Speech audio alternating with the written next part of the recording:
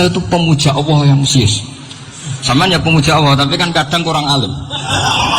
Saya ini pemuja Allah serius. Saya itu kalau ngaji, ya ngaji biasa belajar, itu sering nangis ya, nangis seneng. Misalnya saya baca tadi, Miftahul Jannah la ilaha illallah, kunci kok dikasihkan. Kita ini masuk neraka gak pantas, enggak tahu kuncinya apa masuk. Harusnya kita ini masuk surga, kita kan pegang kunci surga, gak pegang kunci neraka. Maka aneh kalau kamu masuk neraka itu aneh. Coba kita pegang kunci surga apa kunci neraka? Tapi kata teman saya suwon rokok ana kunci ini. Karena tidak ada pintunya. Terus saya bilang, kamu kok tahu? Memangnya mau ke sana kata saya. Saya tidak punya rencana tahu neraka. Dan saya meskipun guyon itu serius. Bedanya orang alim sama tidak itu di situ. Kalau orang alim itu guyon itu masih benar, masih serius. Coba saya bacakan ayatnya. Ala inna awliya Allahi la khaufun alaihim wa lahum yahzanun. Terus lahumul busyra fil hayatid dunya fil akhirah. Artinya kalau mungkar nangkir dengan penampilan garang gitu, berarti ada ketakutan apa enggak? Ada. Padahal ciri utama walinya Allah tidak ada ketakutan. Makanya itu termasuk dalilnya Sayyid Muhammad. Tidak semua orang alami seperti itu, karena wali-wali itu la khaufun alaihim wa lahum yahzanun. Anak kiai kemungkar kerja tidur wedek. Iku tersegi ora kok pertanyaan itu nak konan santri piye. Lho isen wis kiai dihanjuti mungkar nakir. Malu gak kira-kira? Mesti plengane konan santri piye. Nah jawabannya gampang karena pernah ngajar tauhid. Makanya Sayyidina Ali ini ceritanya ada di kitab Nurul Dolam. Sama di kitab Nurul Dolam karangannya Syekh Nawawi Banten. Itu Sayyidina Ali itu ya, andikan orang biasa mungkin ya agak-agak hasut, tapi ini wali tidak boleh kamu katakan. Dia itu mangkal sama Umar. Orang kok setiap orang pernah dibentak. Apa dia berani bentak mungkar nakir? Penasaran. Bagaimana perangnya Umar itu berlanjut enggak gitu kira-kira. Akhirnya minta ya Allah, saya minta kasih. Ya karena yang minta Sayyidina Ali karena mau wajah dituruti sama kasih. Dilihat Sayyidina Umar pas meninggal itu. Jadi hasud itu kadang penting asal baik. Loh betul, bahasa Kanjeng Nabi kadang la hasada illa fisnaten. Itu Nabi bahasakan ya hasad. Gesesan aja yang nafsirkan ghottoh itu kan gaya-gayanan sebagai ulama. Aslinya Nabi ngendikannya itu la hasada illa fisnaten. Ulama yang ganti itu namanya ghottoh. Wong Nabi sendiri nyebut hasad, kamu tafsiri ghottoh. Ya hasad ya. Hasad. Udah tidak usah ditawil-tawil, pokoknya gitu. Kalau zaman nggak percaya nggak apa-apa. Gitu aja kok repot. Karena zaman nggak percaya kemungkinannya dua. Satu nggak ngerti. Dua sama-sama alim. Kan dari awal kalau sama-sama alim kan laisali alimin ayukal lidah aliman. Kita nggak ada perlu saling mengikuti. Ngapain hasud? Biasa aja. Akhirnya Sayyidina Ali kasih. Terus Umar bangun. Setelah mati kan bangun, setelah meninggal bangun. Ini karena datang dengan perang yang sangat garang. Itu digambarkan Sayyidina Ali, matanya itu kalbidril ghali. Kayak apa, kendil yang apa, menganga. Wah seru. Sayyidina Ali senang, paling takut ini Umar. Senangnya bukan main, wah ini mesti takut Umar. Biasa. Ternyata enggak, Umar malah bangkit. Wah mungkar nakir deh. Kamu tahu menghadapi siapa?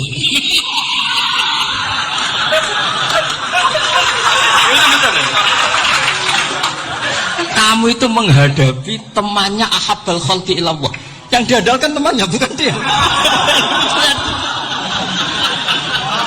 Kamu tahu yang kamu hadapi, saya ini teman kekasihnya Allah.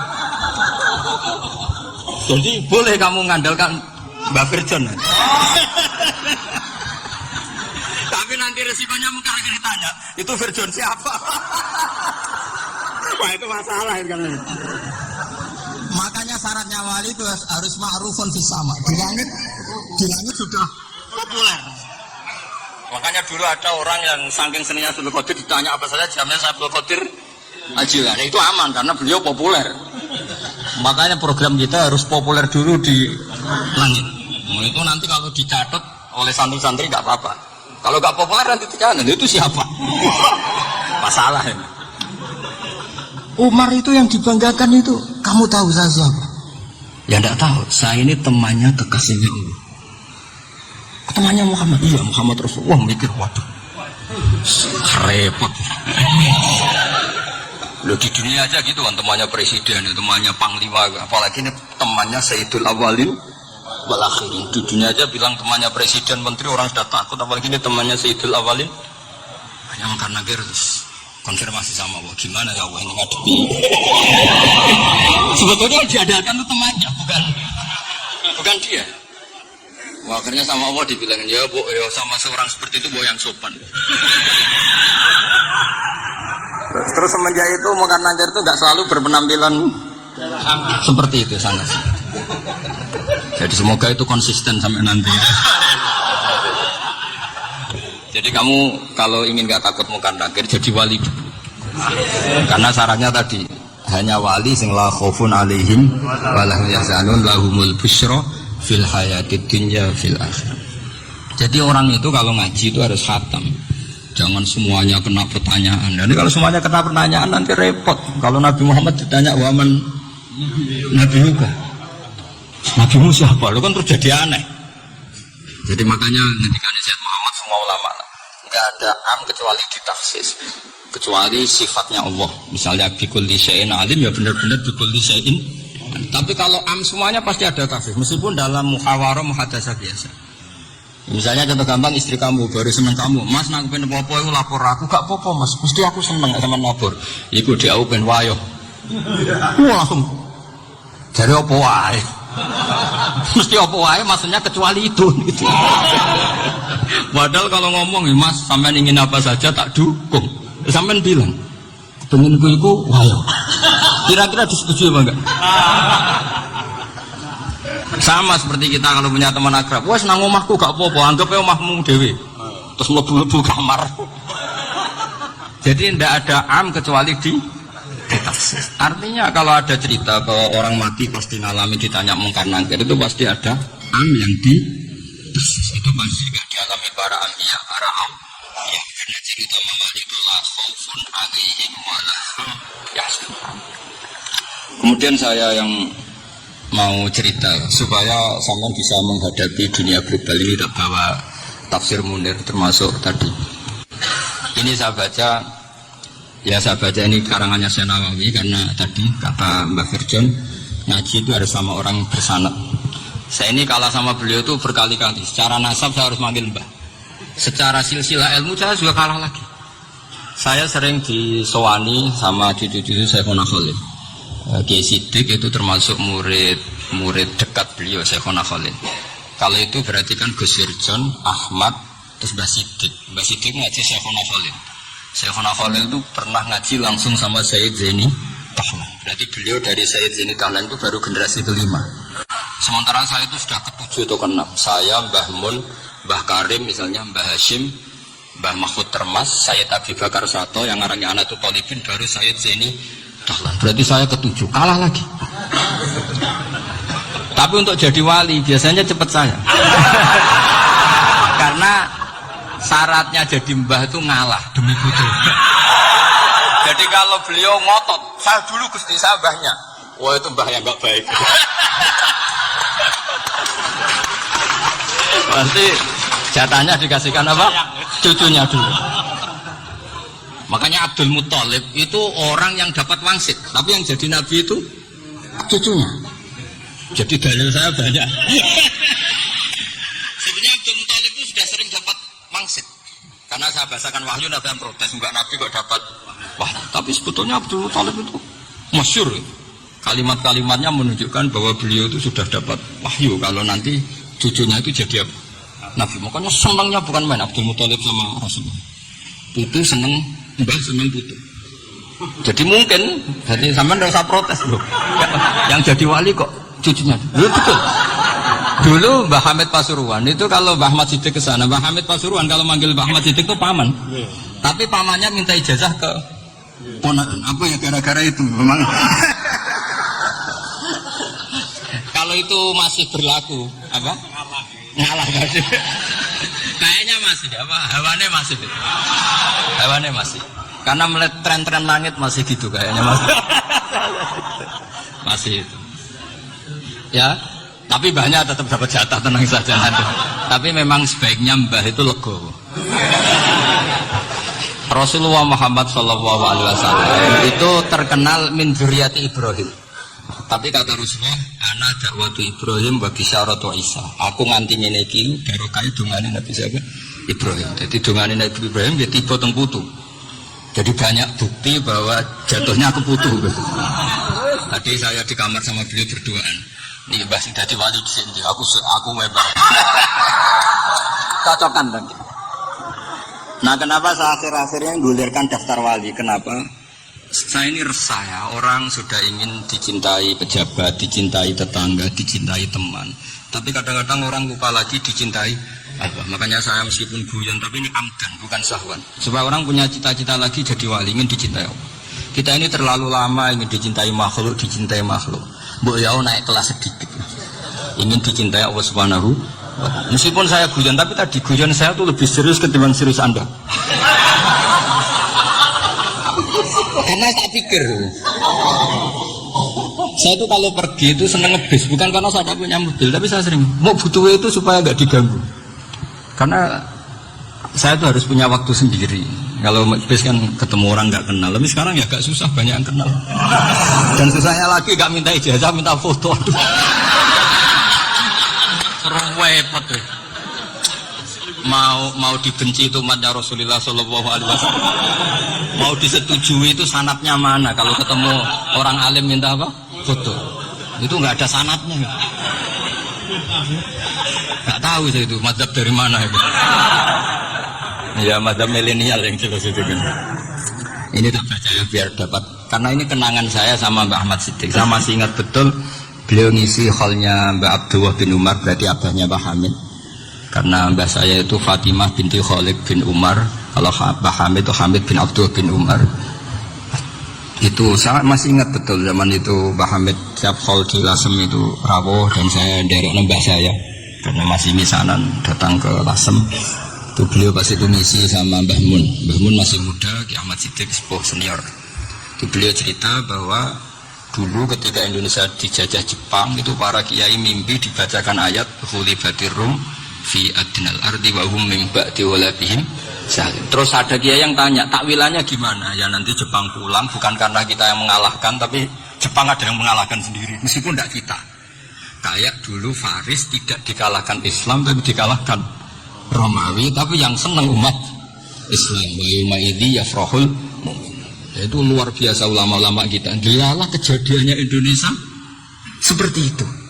Yaitu kita tidak mengalahkan Jepang, tapi Jepang pulang sendiri karena dikalahkan apa? Sekutu. Ya ini saya baca. Ini tidak usah dicek bacanya benar apa enggak. Sudah aman apa? Aman. Karena kalau saya salah itu ya sengaja. Karena ya sengaja saja. Ya biasa maksudnya. Saya kemarin ngisi di Pondok Peloso, di Pondok Al Munawir Jogja. Salah itu ada dua, ada salah memang benar-benar salah. Itu nggak apa-apa, bisa dimaafkan. Karena mesti sampai wong goblok salah yang terus. Ada salah bawaan ilmu, itu repot tuh dadaninya. Karena misalnya kita yang biasa belajar qiraah sabah wayah sibuh, mesti diulang lagi wayah sabuh. Karena qiraahnya Imam Asim itu hasibah yah sabu, bifat fisin. Sementara kita kalau ngaji kitab kulino yah sibuh. Sehingga kita-kita yang biasa belajar sabah itu kalau baca kitab itu kayak orang bingung. Kadang-kadang yang ngaji juga bingung. Gus Pak mau cok di bulan piling. Ya tepat-tepatan. Ada yang mengatakan Gus Pak bingung, ada yang mengatakan Gus Pak alim-alam. Ya tepat-tepatan nasib. Karena memang ya sabah memang seperti itu. Misalnya kufuan. Kufuan itu Imam Asim baca kufuan. Tapi beliau punya murid namanya Syu'bah. Itu kalau baca kufan. Makanya kita itu, ini kan khataman Quran ya, jadi saya menyinggung sedikit tentang qiraah sabah. Tadi beliau juga sudah tak kasih kitab saya Hifdzuna Liya dan Mushaf. Sama tak ajari latihan sabah, memang angel ya. Makanya yang nggak bisa itu wong pinter. Sudah tahu angel ya nggak usah diteruskan kan. Orang menghindari barang angel itu pinter apa goblok? Pinter. Berarti wong goblok pinter. Saya tuh makanya sama orang goblok tuh respect. Jadi orang alim tuh angel apa gampang? Angel, menghindari barang angel pinter apa goblok? Loh, orang menghindari barang angel pinter apa goblok? Pinter. Berarti wong goblok. Jadi saya sama orang-orang goblok itu respect. Sudah tahu jadi orang alim angel ya, barang angel ya harus dihindari. Makanya saya ini insya Allah umatnya Nabi yang termasuk yang terbaik. Karena mencintai umatnya Nabi termasuk yang goblok. Itu udah gampang ya. Karena tadi sudah tahu ya. Seperti itu orang naik Panjat Pinang. Itu yang naik karena ingin hadiah. Yang nonton sudah tahu, wah licin kok dinaikin mau keplotok ya. Tapi orang sepakat yang nonton juga pinter karena sudah tahu ribet kok. Tuku yang pasar kena lah opo mana. Sama juga gitu. Ngalim tafsir angel ngarim fikih angel tak karek ngaji ngerekam kan gampang. Itu pinter apa goblok? Pinter. Iya. Makanya kula niku mbok burohno ngono tok. Saya tadi dinasihati Mbak Firjon muga-muga hati saya selamat. Saya itu meskipun kata orang banyak, muhibbin saya banyak, tapi saya insya Allah tidak riya. Saya itu pakai kitab namanya Tasbidul Fuad, itu karangannya Sayyid Abdul Al-Haddad. Ketika beliau punya muhibbin banyak ditanya, bagaimana ya Habib Anda menjaga hati Anda? Jamnya Sayyid Abdul Al-Haddad itu unik. Innama azzamu Allah. Mereka itu sebenarnya menghormati Allah, cuma butuh sarana, dan itu saya. Jadi saya tahu sampean semua itu mencintai Quran, mencintai sunnah Rasul, mencintai hadis-hadis Rasul. Cuma sampean kan karena nggak paham, terus manfaatkan saya. Jadi sebenarnya saya ini korban. Korban. Jadi saya mau riak gimana? Korban kok mau. Bangganya di mana tuh? Coba sampean misalnya ngaji tafsir, belajar sendiri kan susah. Terbitnya susah, maknanya susah, bahkan beli kitabnya kadang nggak kuat. Untuk jadi alim tafsir itu kan harus beli kitab. Saya sering belajar kitab itu jutaan. Tafsir Tobari, saya pernah beli kitab Fakhrul Razi itu berapa? 27 jilid. Karangannya Fakhrul, belum karangannya ulama modern Imam Sa'rawi. Itu berapa jilid? Itu jutaan. Saya kemarin juga dihadiahi kitab Pak Quraish Shihab namanya Faidul Bari fi Syarhil Bukhari. Pak Quraish yang terkenal. Dia sering diskusi sama saya. Saya ngasih hadiah beliau ngasih hadiah saya. Oh itu harganya nggak kuat. Nggak kuat kadang di Indonesia nggak ada. Dan sama orang hitam menghindari kesulitan itu. Nah kesulitan itu sebab ngaji ikut kalau nggak paham. Dan karena rekamannya sudah. Pinter mana sampean sama saya? Pinter sampean kan? Bikin sosis susah beli aja kok repot banget. Makanya nggak boleh orang bilang, wah aku goblok reso tafsir aku wong pinter. Makanya nanti kalau saya ketemu Nabi tidak termasuk orang yang mentahkir orang Islam. Kafabil mari isman ayah kira akhahul muslim. Jadi cukup orang itu dosa kalau menyepelekan orang Islam. Termasuk darani sampean goblok itu dosa. Caranya nggak darani goblok ya tadi di logika tadi. Alim itu angel. Nggak dari angel itu pinter. Berarti wong bodoh. Pinter ya sudah. Tapi tetap bodoh. Tapi ini satu cara untuk saya respect gitu. Coba orang yang ngaji tafsir saya banyak, mungkin ribuan. Itu sebetulnya mencintai Quran. Karena Quran adalah kitab suci yang panduannya umat Islam. Sangat mencintai Quran. Terus kemudian mereka nggak paham. Terus mencari orang yang memahamkan. Burohno lah cara jawabannya ini. Terus keren saya itu di mana coba? Ya terus mereka kurang ajarnya gini. Kalau paham itu ya alhamdulillah paham. Wah nak ngaji nih Gus Bae ngono tok. Tapi nek ora paham, ora jalan akal e. Mari Gus Bae nerang cepet mulane gak paham. Ora kok nyalano teke sing lelet tuh. Masya Allah, nabi bilang sebetulnya tingkat kurang ajarnya tinggi. Jadi kalau nggak paham itu kadang nggak nyalahno uteke. Nggak mau misalnya, mau mari mikir aja jelas. Padahal misalnya jelas orang mesti paham, bodoh. Paham? Jadi kata Sayyid Abdul Al-Haddad, innama azzamu Allah. Sebenarnya mereka itu sangat menghormati Allah. Makanya kita nggak perlu mengatakan wasilah itu kafir, nggak akan. Karena orang tawasul sama Rasulullah itu ingin dapat ridhonya Allah lewat orang yang dicintai Allah.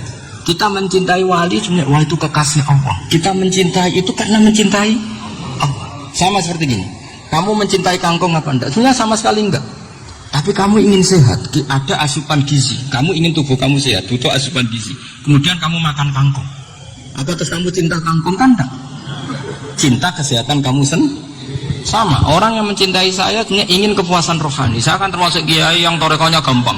Ini swarga, kan akhirnya penggemarnya banyak. Coba kalau kamu neraka. Wah. Jadi sebetulnya Anda mencintai kepuasan Anda sendiri. Nah, saya ini korban. Makanya untuk masuk surga cepat saya, korban itu cepat. Da'watul mazlum la turaddu. Laisa bainahu wa bainallah hijab. Jadi saya kalau donga langsung serp langit. Karena mazlum. Saya sinau tafsir itu Pak, sampean bayangkan ada tafsir itu sudah 27 jilid. Sing ngarang Fakhrul Razi itu bulatnya bukan main. Karena dia ahli filsafat. Bulatnya Mas. Sudah gitu sinau Jalalan kadang dikomen oleh Sawi. Dan kita percaya Jalalan sebelum dibuli Sawi. Percaya Sawi itu kandani, oh iku Maliki rasa ribet. Sudah gitu sinau Qurtubi, sinau tafsir Tabari itu susahnya. Belinya susah, belajarnya susah. Padahal saya punya keluarga, punya istri, punya anak. Bayangkan kalau istri saya rewel kayak istri sama. Wah itu. Tapi alhamdulillah enggak. Sama sekali enggak. Allah sudah memilihkan, wah ini bahaya kalau punya istri rewel. Imam Sibawai itu kitabnya banyak, tapi yang terbukukan hanya kitab Sibawai. Karena beliau kalau sudah belajar lupa istri. Hanya pas beliau di pasar, kitabnya dibakar semua sama istrinya.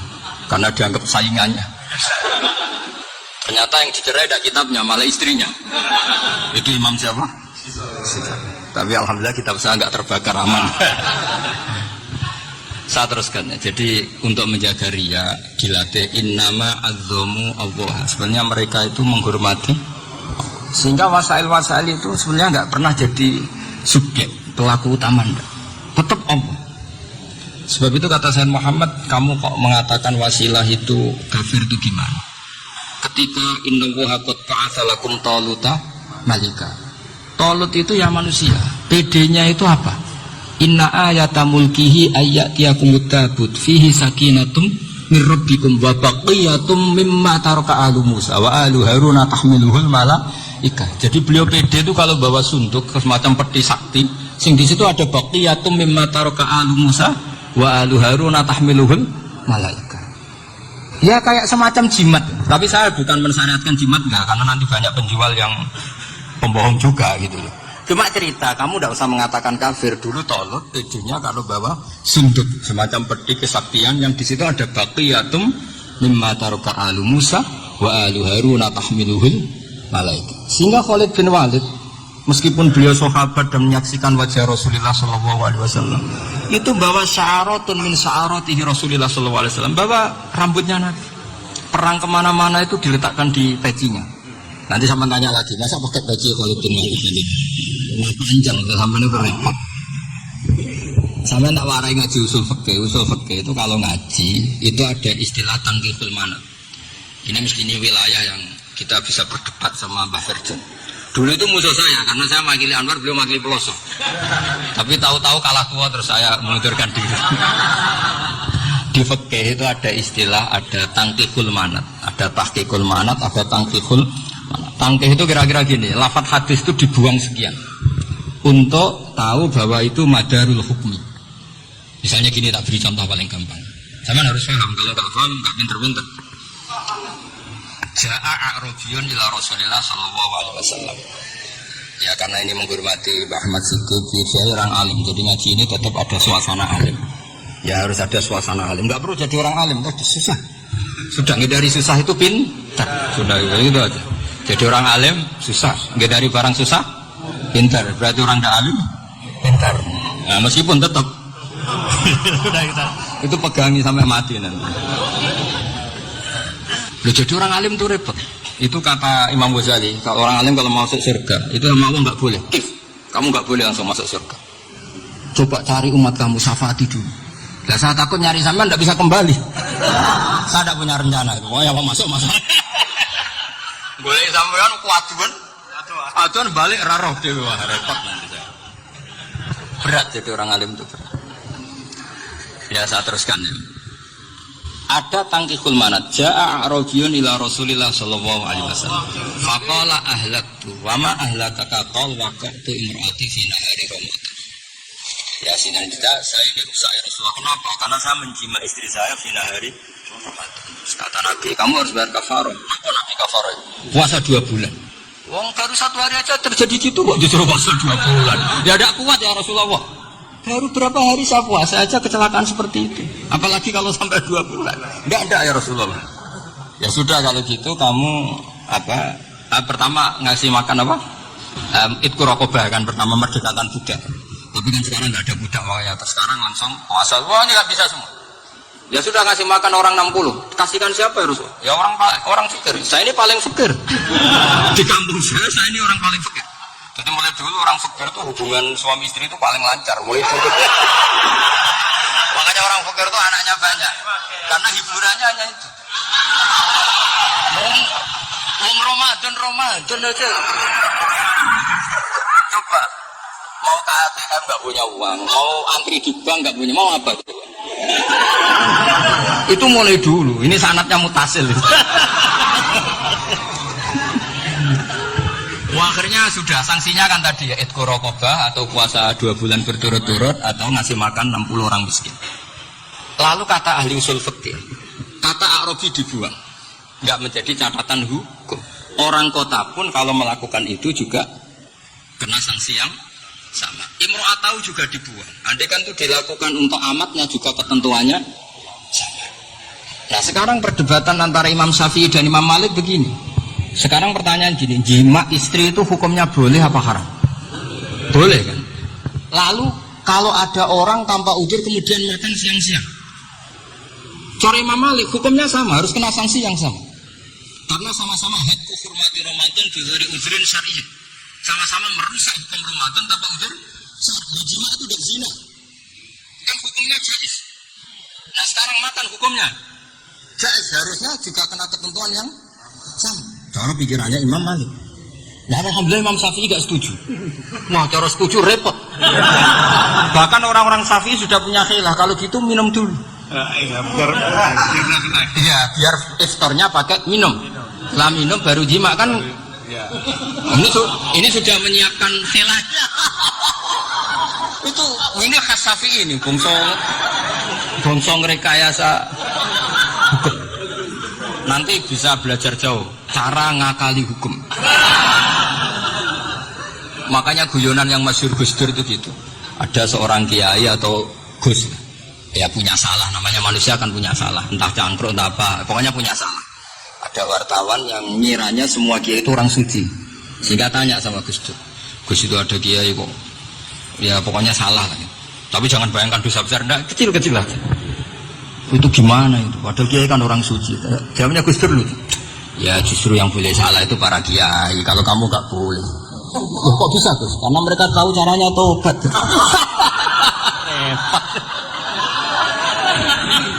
Kalau kamu gak tahu caranya. Sama pelanggaran hukum itu ya harus pakar-pakar hukum. Itu yang tahu caranya rekayasa. Kalau kamu ya kena pasal kan ya. Jadi kamu jangan niru saya ini punya sekian cara untuk pembunuh. Nah itu namanya khilaf. Makanya kata Sayyid Muhammad, kamu tidak usah anti khilaf. Karena Abu Hanifah itu membolehkan khilaf, kitabul khiyal. Yang penting kamu soleh dulu. Setelah soleh nanti Allah maklumi. Soleh dulu, syaratnya soleh dulu. Kalau tidak soleh jangan.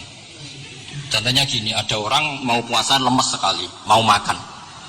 Gampang. Kalau langsung makan kan kayak hadku hormati Ramadan biwari udrin syariah. Aku langsung mau jembera suwan Mbah Firjo. Sudah status saya apa? Musafir. Sudah berangkat aja sampai Tuban makan. Nanti kalau nggak jadi ya nggak apa-apa sudah. Kan mulai pergi sudah musafir. Saya nggak tahu nanti malaikat tertarik gebuki nggak tahu. Tapi itu ada khilafnya. Asal soleh. Karena kata Sayyid Muhammad dan semua kitab mengatakan itu. Kalau sama nggak tahu ya kebablasan. Nabi Ayub, nabi yang terkenal Gudikan itu Ayub ya. Itu yang Israiliyatnya akan seru. Gudikan dikukur background itu terlalu lah kalau itu. Untuk kreweng konti, ning arep ora kreweng itu sudah masalah itu. Singkat cerita, Nabi Ayub ketika diasingkan kaumnya itu kan nggak punya sumber makanan. Lah orang lelaki itu mulai dulu egois. Istrinya Nabi Ayub itu cantik sekali, udah cantik, rambutnya bagus. Makanya kamu nggak usah tanya kenapa istrinya kayak banyak yang cantik. Ya, nah warasatul anbiya nggak boleh gitu. Kalau nggak cantik ya warasatul anbiya dari segi balak. Istrinya Nabi itu semuanya cantik. Nggak usah tanya sebabnya apa, pokoknya gitu, semuanya cantik. Singkat cerita, beberapa kali istrinya Nabi Ayub itu kerja demi bisa nafkahi Nabi siapa? Suatu saat itu tidak ada pekerjaan yang cukup untuk beli roti.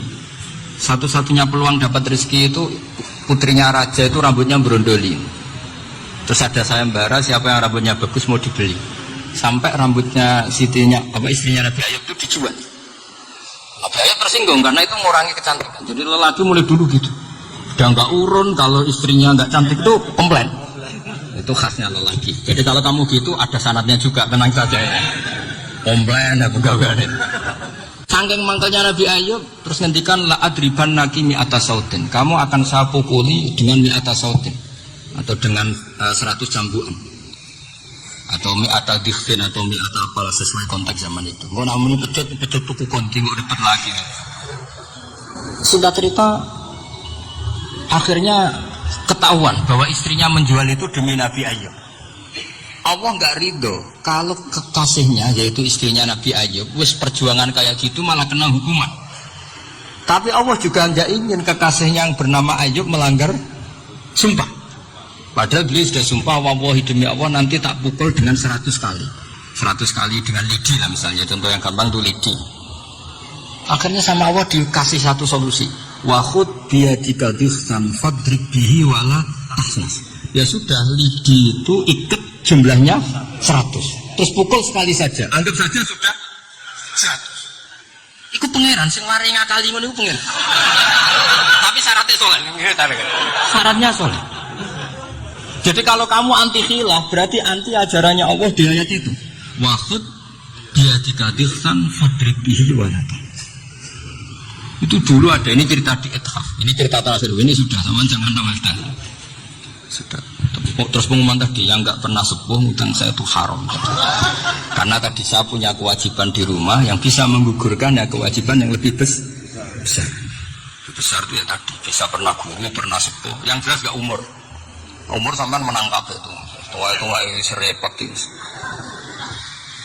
Ada raja itu ganteng kaya, senengannya nikah perawan cantik. Itu semua kampung mesti kenal. Mungkin digilir atau gimana pokoknya. Suatu saat ada pemuda suka sama perempuan yang di kampungnya, cantik sekali. Kemudian pemuda ini ternyata bekerja di kerajaan itu. Tiap hari ditanya, ada yang di kamu yang cantik siapa? Mau saya nikahin gini. Wah bahaya ini saingannya raja. Jadi yang dibidik pemuda tadi itu saingannya. Si raja ini orang yang namanya raja kan gengsinya tinggi. Kaifatang kihuha wa qatra itu qad qabbalaha rajul. Kok mbok nikah piye? Saya tuh pernah melihat dicium lelaki. Wah, gak mau. Gak gelem wis kadung ditambung lan wa qad qabbalaha rajul. Saya pernah melihat sendiri qabbalaha rajul, dicium oleh lelaki. Wah, sudah gak minat raja langsung gak keren. Suatu saat pemuda tadi nikahi perempuan itu. Rajanya marah, kamu lelaki gak punya harga diri gini. Gak punya selera, gak punya harga diri, sudah pernah dicium orang kok tetap dinikah. Terus bilang ke raja, ta'rif manir rajul, lelaki itu siapa? Abuha. Kamu tahu lelaki itu siapa? Siapa? Abuha. Bapaknya. Saya kan hanya bilang rajulun. Pernah dicium lelaki. Lah pikirannya raja itu lelaki kue-kue yang ini. Tapi butuhnya kan mau rojo ben gak sido itu aja tuh. Baru kayak digulirkan gitu wakot kebalah rojulun. Wah nggak. Setelah itu satu saat pegawainya tadi nih kayak perempuan.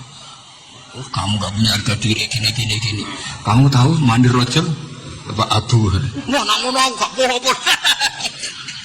Namun tuh saat ini guys bojo kulo. Orang terima diambung macam-macam. Nah itu namanya khilah. Apa? Khilah. Kalau di Balawa disebut tauriah atau apa. Tapi saya tidak ngajari sampean seperti itu. Sudah pinter sebelum saya ajarin. Bungsu ngakali kan sudah pinter. Saya kira demikian. Assalamualaikum.